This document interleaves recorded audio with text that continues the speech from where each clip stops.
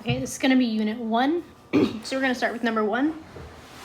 It wants us to look at this graph above and show which of these statements is false.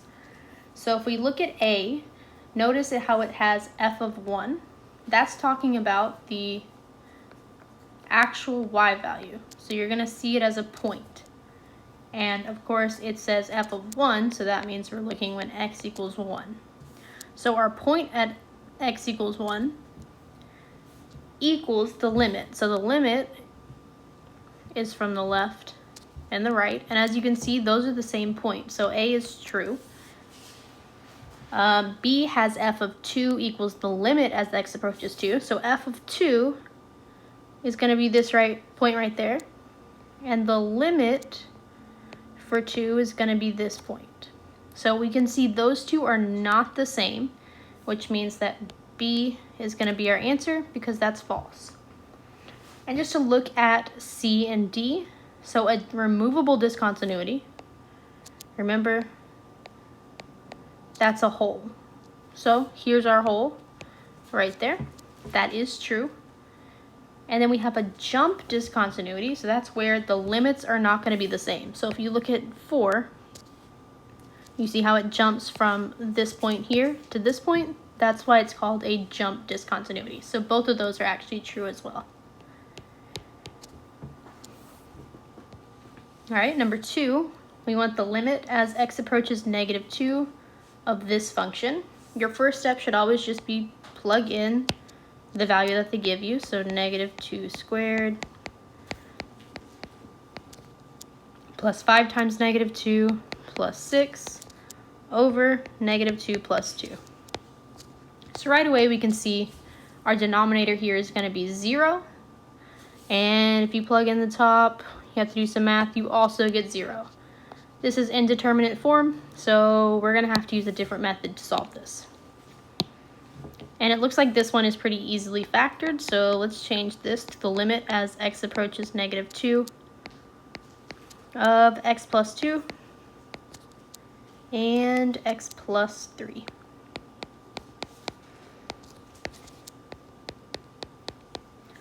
So that means that we can cross out the factors x plus 2, and we're left with the limit as x approaches -2 of x plus 3. Now if we use direct substitution, we get -2 plus 3 is going to equal 1, which would be C.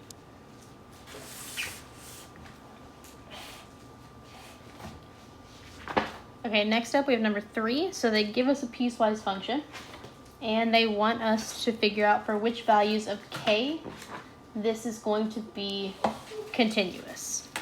So we know if something is continuous, it has to be the same. The limit on the left and the right have to be the same. So that's going to be the limit as x approaches -2 from the left, and this one here is the limit as x approaches -2 from the right. So we want those two to be the exact same. So what you're going to do when they ask you these types of questions is you're going to plug in the value that they give you and set them equal to each other. So for the top function, I'll have -2 plus 5 should equal -2 squared. We're plugging into the bottom function. The only value we don't know is k, so we're going to leave that as k. So -2 plus 5 will be 3. This will be 4 minus 2k plus 3. So 3 equals 7 minus 2k. -4 equals -2k, which makes k equal to 2. So that's going to be our answer with D.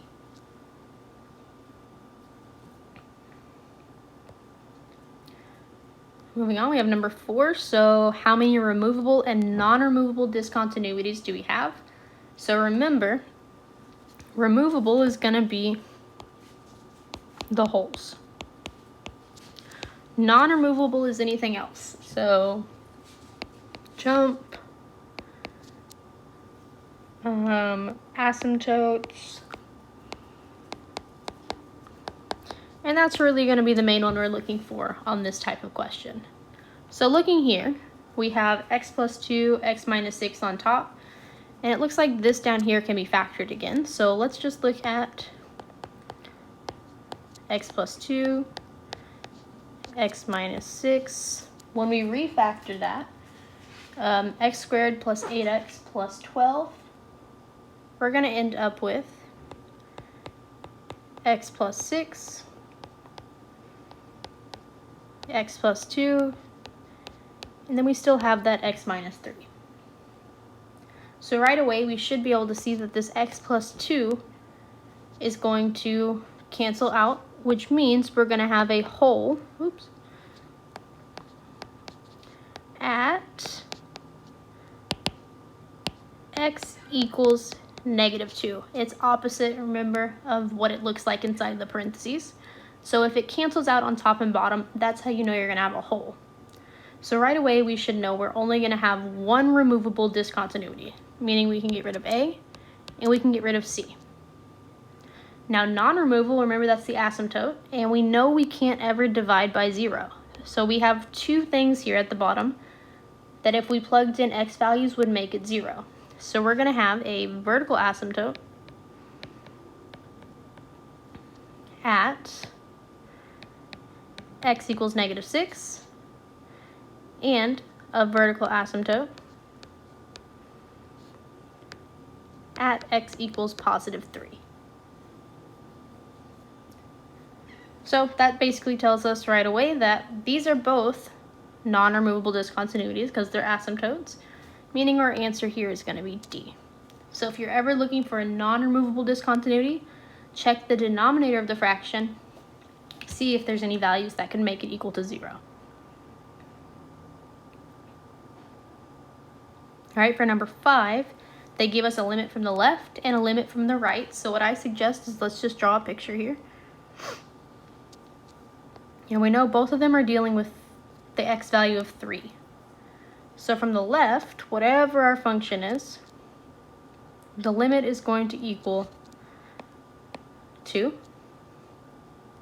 And then from the right, we know it's going to equal 4. So we're trying to see which of the following must be true about this function, f of x. So must be true.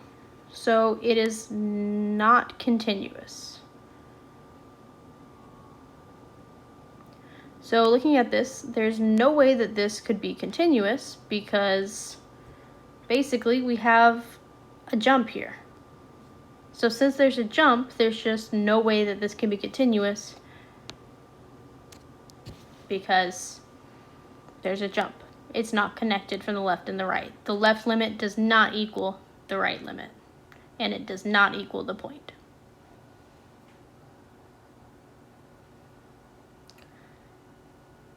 All right. Next one we have is number 6. So the function is defined by that, and we're trying to find the limit as x approaches negative 3. So let's just set this up.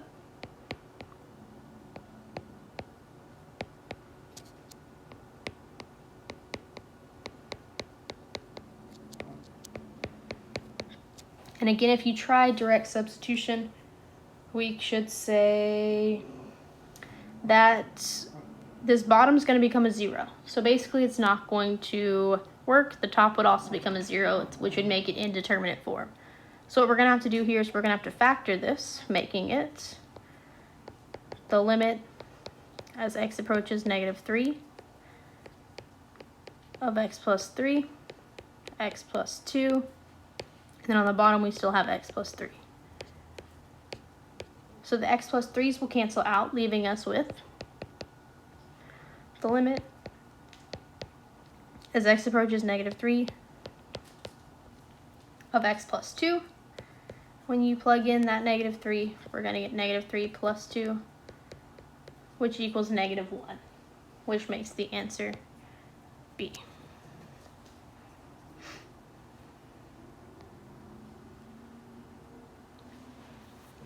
Number 7, for which of the following does the limit as x approaches infinity of f of x equals 0.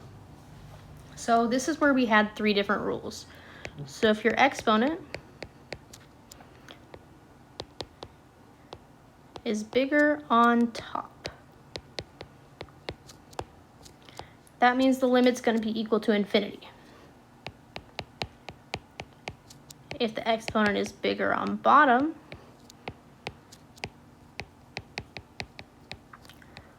our limit's going to equal 0. And if our exponents are the same, that's when we're going to take the coefficients and have number divided by number. So basically, since we want our limit to equal 0, we're looking for one where the exponent is bigger on bottom.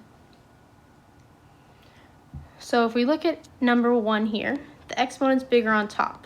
That would mean the limit as x approaches infinity has to equal infinity. So that's not what we want. 2, we have an e, so let's come back to that one. Number 3, they're going to be the same. So that would be the limit as x approaches infinity. Since those both have the same exponent, they're both x squared, this is just going to equal their coefficients divided by each other, so 1 over 1, which equals 1.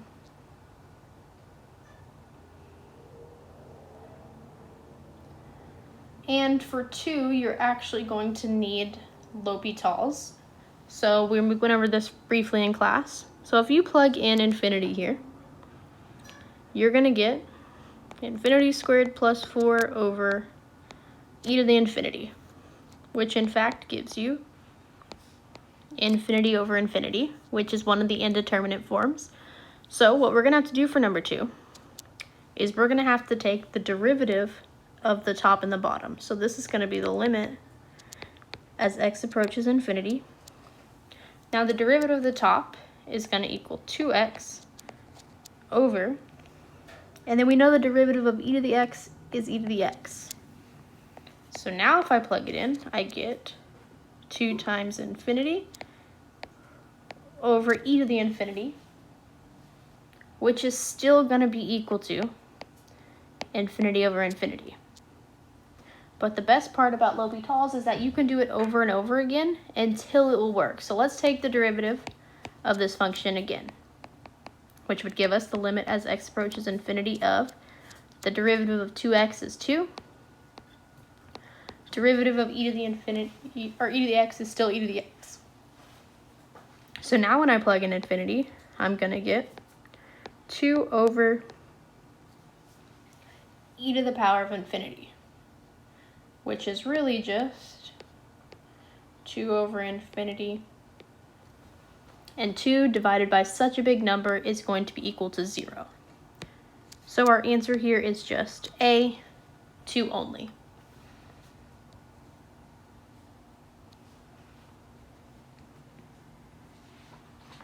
All right, next one we have is number 8. So this one's talking about IVT. And again with these, the best thing to do is just sketch a picture. So we know we have f of 1 equals to 4. And f of 3 is going to equal to 10. So we're trying to see which of the following is guaranteed. So f of 2 has to equal 7. So the fact that this is saying that it has to equal 7 is not really what we want, because we don't know that it's going to happen exactly at 2. We just know it's going to happen somewhere in this interval. It will hit 7. It doesn't necessarily have to be exactly at the x value of 2. So it's not A. B says that our y value has to equal 2 at some point in this interval. If you look at our y values though, 2 is not in between 4 and 10. So it is not guaranteed by the intermediate value theorem. So it can't be B. However, on C, it says at some point the y value has to hit 8. Since 8 is in between 4 and 10, that is true by IVT. So C would be our answer there.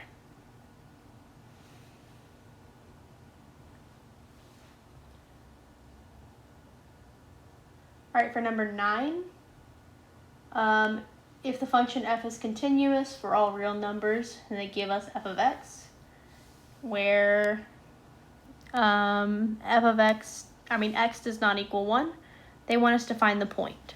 So if it's continuous, we know the limit as x approaches 1 has to equal f of 1. So essentially we can just find this limit. So the limit as x approaches 1 of our function, x squared minus 1 over x minus 1. If we plug in a 1 here, we can see that we're going to get indeterminate form, 0 over 0. So we're going to have to factor this one first.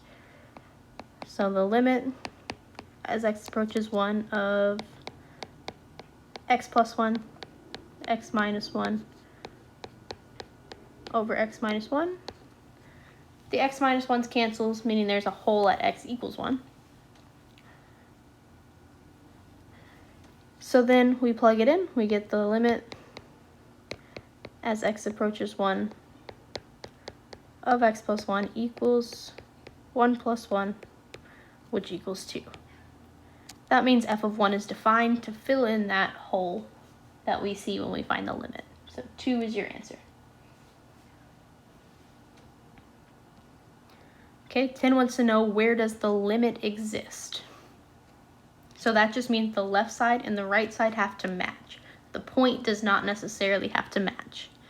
So if we look here, left and right side both go to the same point. So 1 is one of our answers. Can't be B. On number 2, if we look, the left and the right both go to different y values. So it can't be 2, meaning we can get rid of C. And then number 3, left and right go to the same y value. Now notice this point down here does not match. So this one, the limit does exist. It's just not continuous. But that's okay, because this just wants to know, does the limit exist? So our answer here is going to end up being D.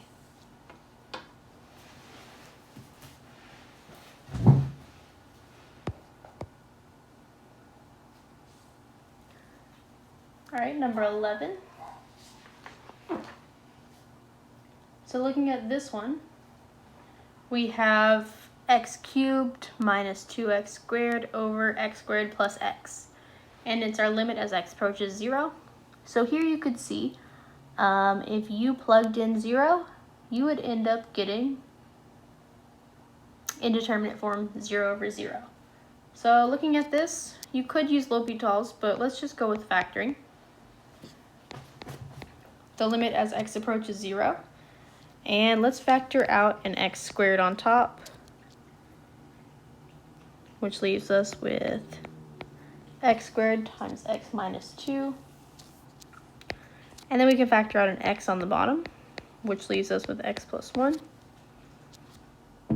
So factoring this out, this is really just going to cancel out one of the x's. So we're left with the limit as x approaches 0 of x times x minus 2 over x plus 1. So now I can plug in a 0, and I end up with 0 over 1. Now this is not an indeterminate form. That is totally acceptable. 0 divided by any number is still just going to equal 0. So our answer is B.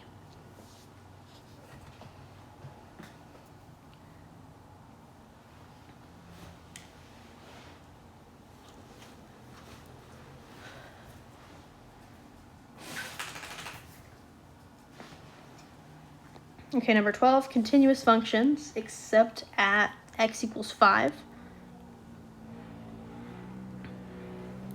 And then we have g of x is less than f of x is less than h of x.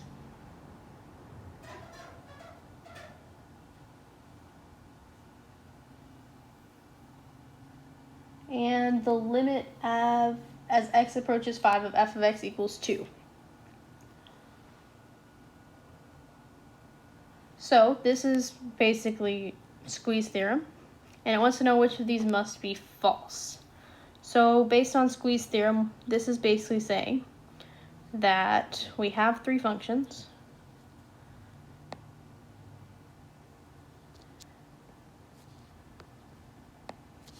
So let's call this one g of x, this one's h of x, and then they tell us that we have f of x in here.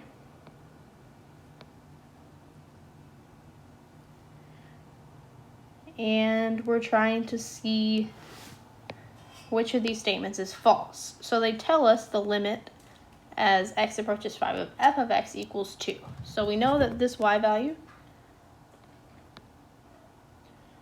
is 2. So our point here is really, 5, 2. And because of squeeze theorem, we also can tell by this that the limit as x approaches 5 of g of x equals 2, and the limit as x approaches 5 of h of x equals 2. That's just because of squeeze theorem. So it can't be a and b because those are true, not false. And then we look at c. It says f of 5 equals 2. Now if you notice, it says it's continuous except at x equals 5. So if we filled in this point that's the same as the limit, that would make it continuous. So that can't be true. That means that is definitely what is false. And the fact that this limit exists and it's equal to 2 means that the left and the right do have to be the same. So that's why it can't be D.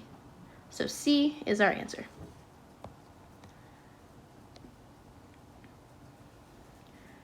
Okay, 13. Which of the following in the graph above is true?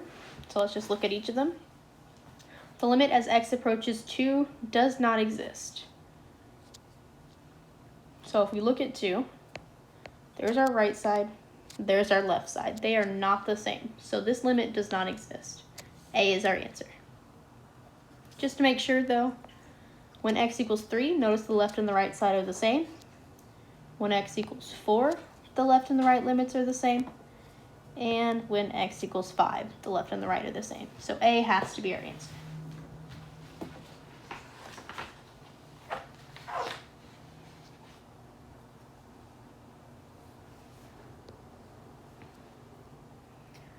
Okay, number 14. Which of the following is the best estimate of cosine of f of x? Now notice this table right here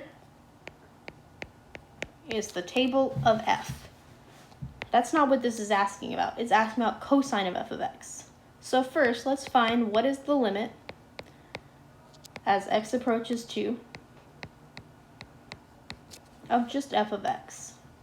Now if you look what this y value looks like it would be when x equals 2, we can tell that it should be 0. So we know f of x equals 0, and they're trying to trick you by making you pick b. However, it's asking for the limit as x approaches 2 of cosine of f of x. Well, we know at x equals 2 that f of x equals 0. So this is really cosine of 0, which we should all know equals to 1. So our answer here is C. They're trying to trick you on that one and make you pick 0. Okay, 15 is one where we're going to use that infinity rule again. So if you look at your highest exponent on top and bottom, it's going to both be a 2. So all we need to take is the coefficients here. And our coefficient on top would be -3. And our coefficient on bottom would be 4. So our answer is A. The limit equals -3/4. Just make sure you take that negative along with the coefficient and not pick B.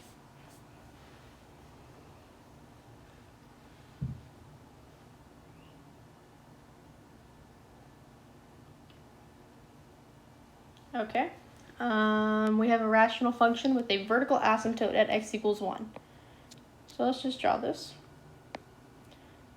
Here is x equals 1. Now a vertical asymptote, we don't know what happens on either side of it, but we can just draw something to see maybe what it would look like. So maybe it's going up on this side, and down on that side. The vertical asymptote means it's not ever going to hit x equals 1. So if we look at this, which of these must be false? So the limit as x approaches 1 from the left is going to equal 0. Well, that would mean when as x approaches 1, that the y value would have to be equal to 0. Because there's an asymptote here, we know this is never going to be equal to some y value. It can only be equal to a positive infinity or a negative infinity. So really, A is your answer. If you have a vertical asymptote, it cannot be equal to 0. B is true, however, because notice what we just drew here would make this true. As x approaches 1 from the right, this is going down to negative infinity. So it can equal a positive or negative infinity, it just can't equal 0.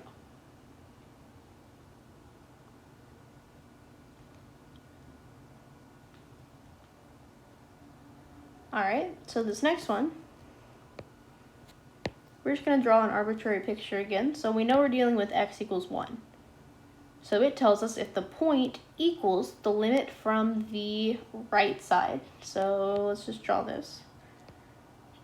That means the limit in the right, and then that shaded in circle means the point. Those are the same.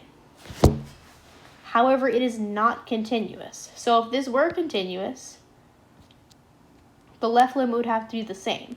But this is saying it's not continuous. So we know that left limit has to be something else. So that's not A, because that would mean that it was continuous if the point and both sides of the limit were the same. B is going to be our correct answer. Because the left and the right limits can't be the same, meaning it's going to be B. It does not exist.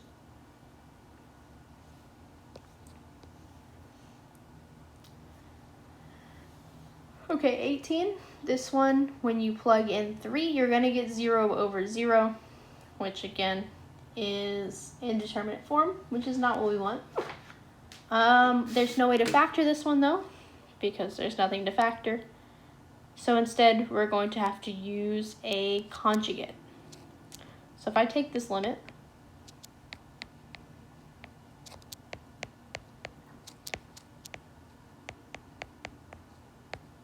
I'm going to multiply this by square root of x plus 1, then the opposite of what we had, so plus 2, on both top and bottom. And here I'm going to leave this. So I'm going to leave this as x plus 3 times all of that. But on the bottom, I'm actually going to multiply it out. So I know square root of x plus 1 times square root of x plus 1 just equals x plus 1. And then because one of these is a plus and one of them is a minus, those middle terms are going to cancel out. And then we're left with negative 2 times positive 2, which is negative 4. So really our limit here is going to equal x plus 3 times square root of x plus 1 plus 2. And then x plus 1 minus 4 is just going to become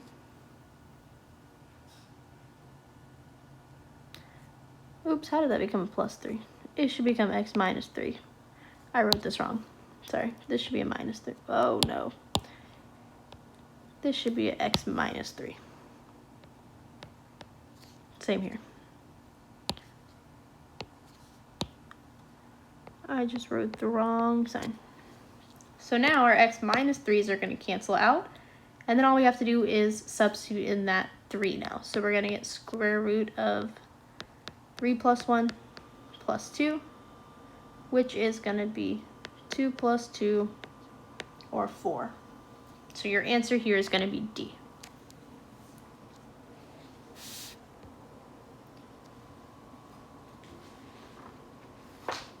All right, number 19. So let it be a continuous function. What is the minimum number of times f of c equals 8 on the interval from 0 to 10? So basically we're trying to see the y values, when will it have to pass through 8? So looking from 0 to 3, notice this goes from a y value of 10 to a y value of 0. 8 is somewhere in between there, so that's going to be one time.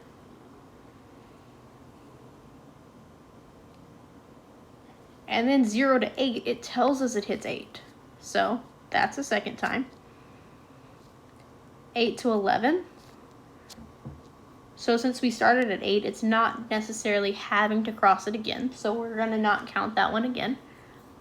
And then 11 to 9 does not go through 8. So that makes it 2 times it absolutely has to pass through the y value of 8.